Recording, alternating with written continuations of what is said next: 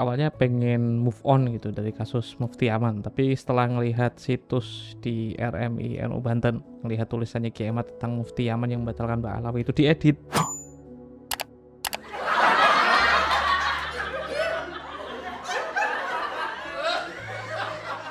Artinya mereka secara sadar membiarkan tulisan itu bertengger di situs resmi Banom NU, yaitu RMI NU Banten, dan sangat disayangkan ketika udah terkonfirmasi bahwa informasi itu hoax kok masih dibiarkan tulisan itu di RMI NU Banten. Video ini saya bikin untuk respon kecil-kecilan ya, karena menjelang lebaran tuh kan kayaknya nggak perlu diskusi yang agak berat gitu. Tentang dua videonya Kiai Imaduddin di Padasuka waktu mengklarifikasi dan membuktikan bahwa dia itu tidak keliru dalam menukil. Terus yang kedua tentang respon saya terhadap video terkininya Mas Sugeng yang agak aneh.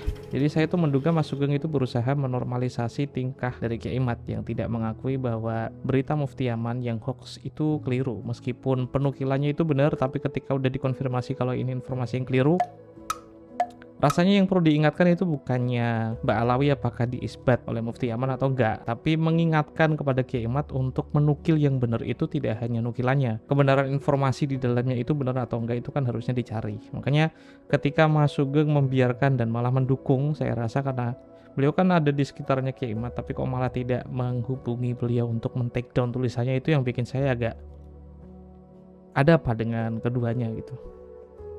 Pertanyaan Mas Sugeng itu kan agak aneh gitu. Mufti Aman membatalkan Mbak Alawi itu tidak begitu penting. Karena yang paling penting itu kan sejak kapan Mufti Aman itu mengisbat Mbak Alawi. Memangnya Mufti Aman itu pernah mengisbat Mbak Alawi? Karena ngapain dibatalkan jika tidak pernah diisbat? Yang dipersoalkan tentu saja sumber pembatalannya, itu sumber berita pembatalannya, ada yang bilang dari blogspot lah, apalah, oke lah. Masalah pertamanya itu bukan itu sebenarnya, bukan pembatalannya. Sesuatu itu bisa dibatalkan kalau diakui terlebih dahulu. Seperti saya masih ngakuin nasab Alawi sampai 2019 loh ya. 2019 sampai 2022 itu saya ragukan. 2022 saya kalau nasabnya batal, karena datanya begitu, mereka nggak mungkin dari sperma Nabi Ibrahim itu. Batalnya nasab Alawi ini tidak lagi membutuhkan fatwa sebenarnya. Dari orang-orang di Yaman, di Madinah, di Mesir, dimanapun, juga di Indonesia, tidak perlu fatwa sebenarnya. Kenapa? Karena batalnya Mbak Alawi ini dibatalkan oleh dirinya sendiri. Batalnya Mbak Alawi dibatalkan oleh darahnya, yang darahnya telah diteliti, darahnya telah diperiksa, bahwa darahnya bukan darahnya Nabi. Jadi bukan Imaduddin Utsman yang membatalkan Mbak Alawi sebagai keturunan Nabi.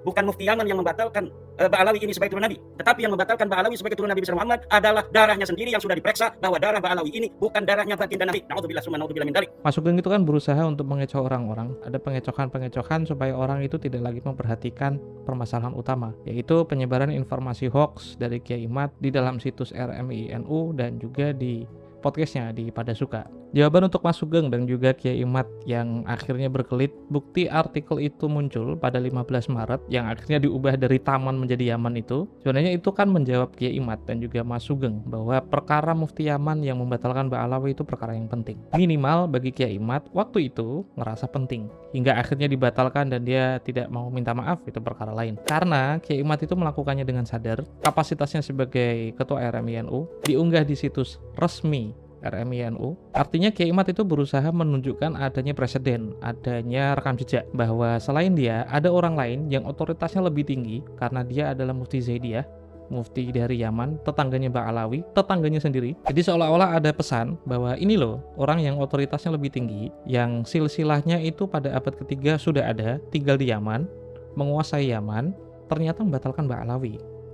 Artinya ada otoritas yang lebih tinggi dari Kiai Imad yang sudah membatalkan. Dan pentingnya informasi Mufti Aman membatalkan Mbak Alawi itu bisa dilihat dari pabrikasi hoax yang dilakukan. Karena orang tidak akan mungkin melakukan berita bohong, memproduksi berita bohong jika dilakukan terhadap informasi yang tidak penting. Sekedar contoh, dulu itu Soekarno sempat diisukan melakukan adegan porno dengan artis di barat dan ada rekaman videonya. Untuk apa memproduksi kabar bohong terhadap sesuatu yang nggak penting? Ini kan udah jadi indikator ya bahwa produksi kabar bohong itu cenderung berusaha untuk mengecoh cerita faktual sebaliknya. Kalau tidak ada artinya, kalau tidak ada nilainya, dan jika ini tidak penting, untuk apa seseorang melakukan kedustaan tentang informasi itu? Jadi sebenarnya apa yang dilakukan oleh Mas Sugeng dan juga Kiai Imad itu kan termasuk pengecohan yang dilakukan untuk mengalihkan perhatian orang dari permasalahan utama. Hal itu dalam ilmu mantek itu kerap disebut dengan mughalatoh atau fallacy. Fallacy itu kerap dipakai untuk mengaburkan suatu permasalahan utama biar orang-orang itu tidak lagi memperhatikannya dan diantarkan kepada permasalahan yang lain yang tidak ada hubungannya supaya orang itu melupakan permasalahan yang sedang digugat, yaitu Kiai Imad menyebarkan informasi dusta bahwa Mufti Yaman membatalkan Ba'alawi di situs resmi dari Banom NU, yaitu RMI NU Banten. Nah, Anda bisa ngerujuk ke Mavindo, situs resmi dari Masyarakat Anti Fitnah Indonesia. Jadi minimal ada dua hal, situs RMI NU Banten atas sepengetahuan Kiai Imad, atau mungkin atas otoritas Kiai Imad itu membiarkan informasi yang cenderung hoax menurut definisi dari Mavindo. Yang paling penting ialah imposter content, yaitu tokoh publik seperti Mufti Yaman itu dicatut namanya. Jika memang tidak ada penjelasan tentang kedustaan ini, maka RMI NU Banten dan juga Kiai Imad sebenarnya sudah melakukan fabricated content atau 100% konten itu palsu tapi dibiarkan tersebar hingga sekarang. Nah, untuk penjelasan Kiai Imad di Pada Suka TV, paling tidak beliau melakukan dua macam fallacy. Untuk mengecoh orang-orang supaya tidak memperhatikan informasi yang dibawa oleh Muhammad bin Segaf Al-Kaf, akhirnya Kiai Imad itu melakukan ad hominem. Ya, tempo hari saya juga melihat Gus Rumel klarifikasi terhadap sumber atau wakil Mufti di Yaman bahwa Mufti Yaman tidak pernah memberikan statement itu dan tidak mempunyai sosmed dan sebagainya. Kalau tidak salah itu siapa? Ahmad Al-Kaf kalau tidak salah ya. Sebagai wakil dari Sagap Al-Kaf. Itu Ya, wakilnya, bukan wakil, itu anggota Mufti Yaman, Hay'ah dari Ittihad Yaman. Dia Balawi. Jadi yang ditelepon oleh Mas Rumel itu Balawi Syiah.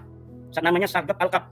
Sagap Al-Kaf ini Balawi, Sagap Al-Kaf Balawi ini, dialah orang yang menyebutkan Sayyiduna Muawiyah sebagai bukan Islam.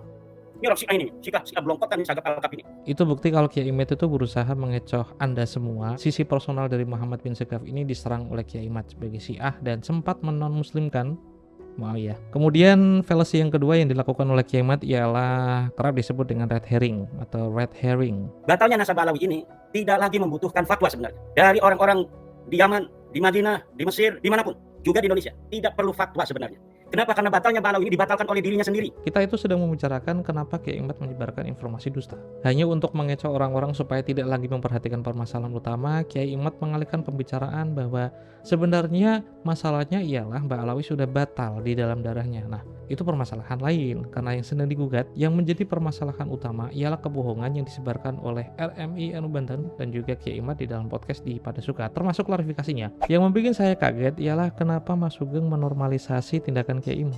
Itu yang bikin saya agak penasaran. Bukankah Mas Sugeng itu kan seorang dokter ngerti bagaimana cara akal itu bekerja?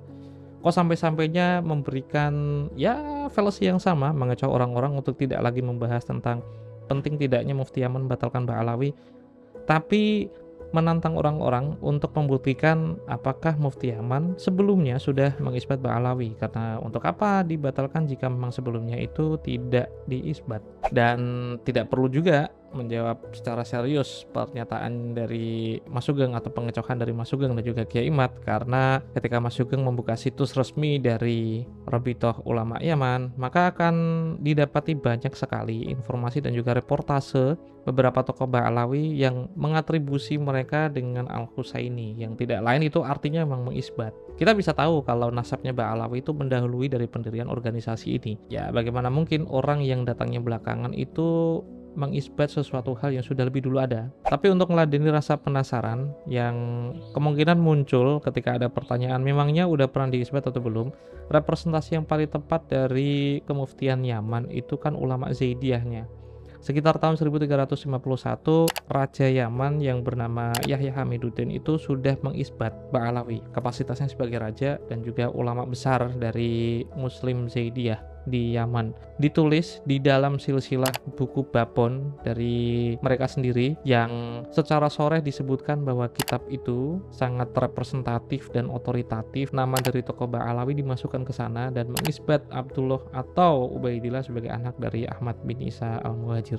Maka kaidah yang berlaku itu kan hukumul hakim yarfa'ul khilaf. Jika ada perkhilafan, maka kala seorang hakim sudah menentukan sikapnya, semua kontra itu akan hilang. Keputusan dari raja itu di atas dari kelembagaan. Makanya ketika Anda bertanya apakah Mufti Yaman mengisbat Ba'alawi, maka yang paling jauh yang ada korornya pengisbatan itu dilakukan oleh ulama dan sekaligus raja dari Yaman, dari Muslim Zaidiyah, yaitu Yahya Hamiduddin pada 1351 Hijriah. Dan yang terakhir ialah pengisbatan dari ulama sepuh dari Muslim Zaidiyah sekitar tahun 800-an dari Mutawakkil Allah, ulama besar dari Muslim Zaidiyah di Yaman itu memiliki sahabat yang silsilah sahabatnya itu sampai kepada Ali bin Jadid.